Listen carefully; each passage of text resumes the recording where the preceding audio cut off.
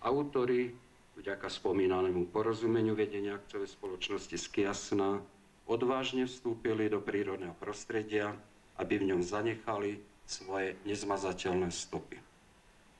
Ešte donedávna spiacim kmeňom vdýchli dušu, aby ako umelecké artefakty naplňali predstavy o integrujúcej a estetizujúcej sile umenia.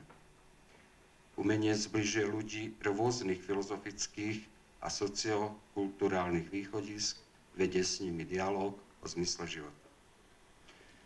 Príťažlivosť významného športovo-turistického strediska Jasná sa teda odteraz zvyšuje aj o umenie. Nesporný prínos podujatia tkvie v oživení dialógu medzi prírodou a človekom, v archivácii všetkého pozitívneho okolo nás. Rôznorodosť autorov a kreativita realizácie urobili galériu svoch v prírode atraktívnou a zaujímavou. Umožňujú návštevníkom porovnávať individuálny rukopis autorov.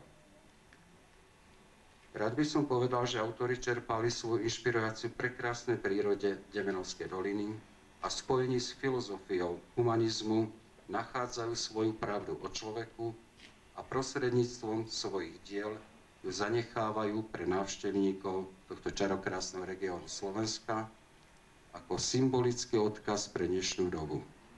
Z ich diel sála dobro, neha, láska. Záujmu pokojom a vyrovnanosťou človek v nich nachádza nepoznané tajomstvá vlastnej duše.